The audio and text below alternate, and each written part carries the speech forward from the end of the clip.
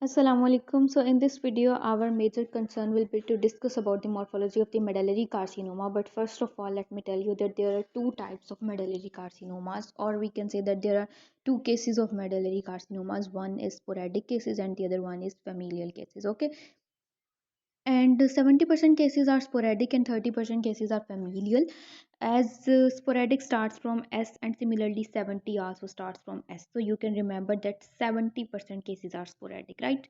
And it is not much important, it is not such a rocket science, so you can also ignore it as well. Okay, so let's start. This is a clear and very beautiful picture of medullary carcinoma. Actually, it is a histological diagram. We will start from a somewhat easier level, and then we'll progress towards its slides as well. Okay, so here you can see that I used a mnemonic to remember that hair cells are arranged in the form of follicles, nests, as well as trabeculae. Okay, I use the word font to remember that here the cells are arranged in the form of follicles, nests, as well as trabeculae. But it can be remembered as well. Okay, so it's your choice if you use this word or not. Okay, so here, right, you can see that these are follicles. Cells are arranged in the form of follicles. These are trabeculae. Okay, again, this is a follicular pattern. So cells can either be arranged in the form of follicles, in the form of nest, or in the form of trabeculae. Okay, here cells are somewhat spindle shaped. Okay, one feature pattern. Number two feature, cell shape. Their hair cells are arranged in the form of spindle shaped cells, right? Or lobular pattern can also be seen. And the other one, the most important feature, that is amylite deposition. Somewhat light pink color structure can be seen in its light, and that is amylite deposition. Let me tell you what is amylite, and it is a pathognomic feature of medullary carcinoma, right? So here you can also see that it is amylite deposition, okay, in light pink color, right?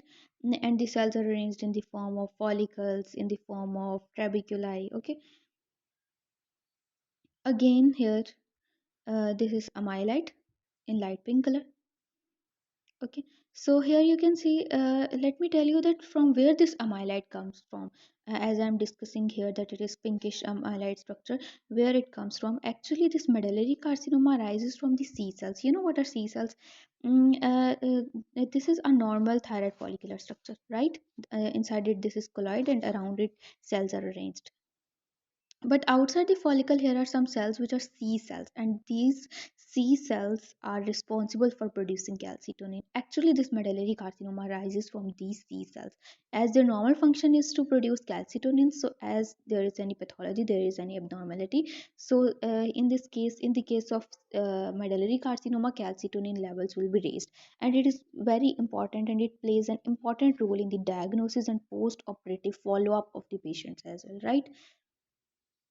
Again, you can see here that these are follicles, inside it colloid, and outside it there are folliculars, sorry, parafollicular cells. Okay, around the colloid, these are follicular cells. Okay, these all are follicular cells, but inside or in between these follicles, these are parafollicular cells.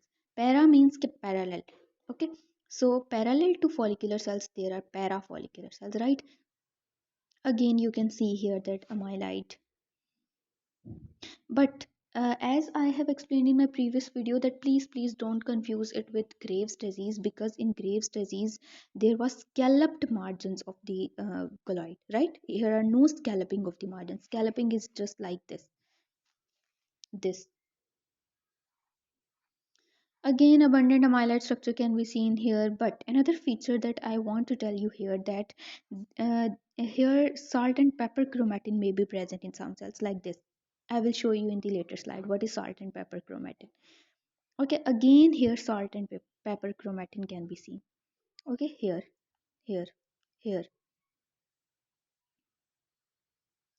And abundant amylase structure can also be seen in not any other thyroid follicular sorry, in neither any thyroid carcinoma you will see this abundant pinkish amylase structures. Only and only feature, this pinkish amylase structure is a feature of medullary carcinoma. Okay, again another picture where it is shown that this is colloid. Around it there are follicular cells, and in between there are some parafollicular cells. This is salt and pepper appearance. You have seen salt as well as you have seen pepper in your homes. So on imaging on or on H and E staining, there is salt and pepper appearance of medullary carcinoma cells, right? As you can easily see here, this is salt and pepper chromatin as I have shown you in previous slides. Okay, so you can take screenshot of this slide that here nests of tumor cells are present. Okay, here is pinkish amylite structure, right? And if you zoom out this diagram, but maybe it will not be clear in this diagram, okay, as it is not so much clear, but as they have zoomed it out for you, so you can see from here that there is salt and pepper chromatin, right? Okay, so this was all about medullary thyroid carcinoma. Okay, and in gross morphology, actually, in thyroid structure, the medullary carcinoma can either be present as a solitary nodule or there can also be multiple lesions, which is multicentric lesion. Okay, multicentricity is actually a feature of familial thyroid carcinoma, right? So I have told you these features which you must remember in order to identify a slide of the medullary thyroid carcinoma, that are salt and pepper chromatin. And from font you can remember that cells are either arranged in the form of follicles, nests, or trabecular. It means it can either be any pattern, right? And here you can also see that salt and pepper chromatin and arrangement of the cells as well as C cell hyperplasia and all. This was all about medullary thyroid carcinoma morphology. Thank you very much.